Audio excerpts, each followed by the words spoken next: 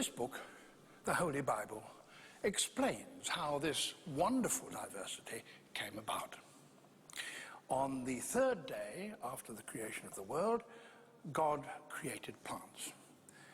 On the fifth day, fish and birds, and then on the sixth day, mammals, and finally, man. That explanation was believed literally by pretty well the whole of Western Europe for the best part of 2,000 years. And generations of painters pictured it for the faithful. This version was painted in Italy in the 16th century. Here is God in the Garden of Eden, which is now filled with all kinds of animals. Here he is pulling Adam out of the earth. And here creating the first woman by putting Adam to sleep and then taking one of his ribs and extracting Eve from his side. And she comes out assisted by two angels. And when God had finished, he said to Adam and Eve, "Be fruitful and multiply and replenish the earth and subdue it, and have dominion over the fish of the sea and over the fowl of the air and over every living thing that moveth upon the earth."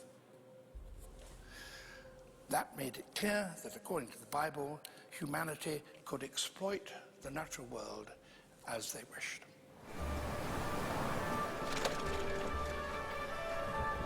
This view of mankind's superiority still stood when, in 1831, a British surveying ship, the Beagle, set off on a voyage around the world.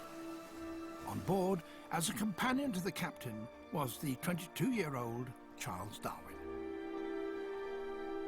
They crossed the Atlantic and made landfall on the coast of Brazil.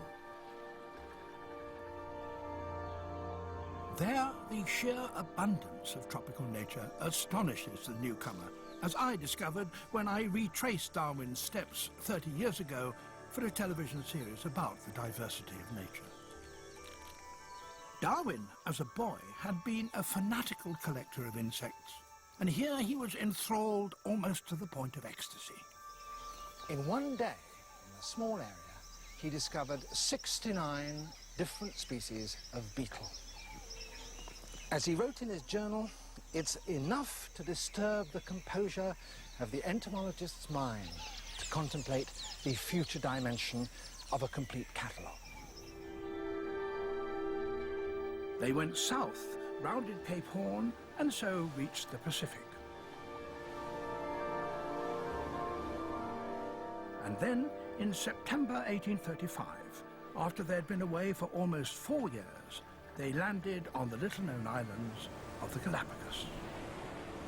Here they found creatures that existed nowhere else in the world, cormorants that had lost the power of flight,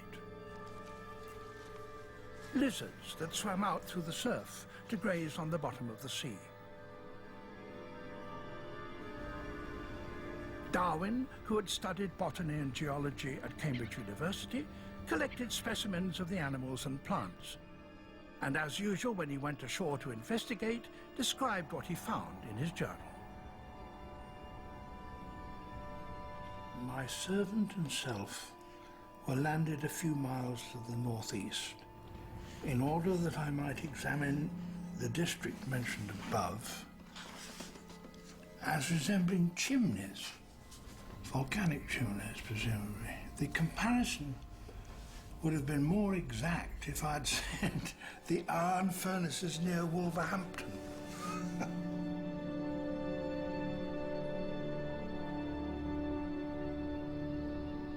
The British resident in the Galapagos claimed that he knew from the shape of a giant tortoise's shell which island it had come from. If it had a rounded front, it came from a well-watered island where it fed on lush ground plants, whereas one from a drier island had a peak at the front, which enabled it to reach up to higher vegetation. Were these tortoises, each on their separate islands, different species? And if so, Was each one a separate act of divine creation?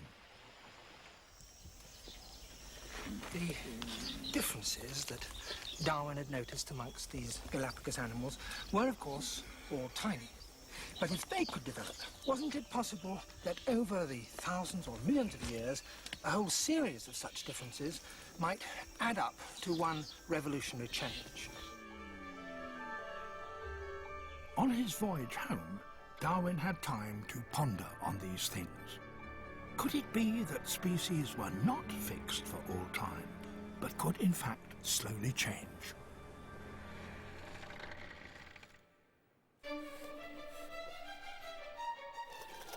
On his return, he sorted out his specimens and sent them off to relevant experts so that each could be identified and classified. Most of the mammal bones and fossils he sent to Richard Owen. Owen was one of the most brilliant zoologists of his time. He was the first to recognize dinosaurs and indeed had invented their very name. And he would later become the creator and first director of the Natural History Museum in London.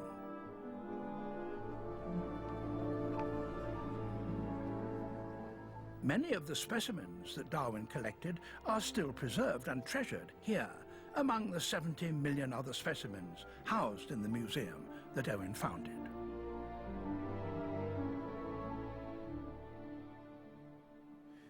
And here is one of them. It's obviously the lower jaw of some great animal, and when Darwin discovered it, it had bits of skin and hair attached to it, so that at first it was thought to be the remains of some unknown living species. But now we know that it is a species that was extinct for some 10,000 years, a giant ground sloth. Owen examined it in great detail and eventually described it and gave it the name of Mylodon darwinii in honor of its discoverer. But that mutual respect between two great men of science was not to last.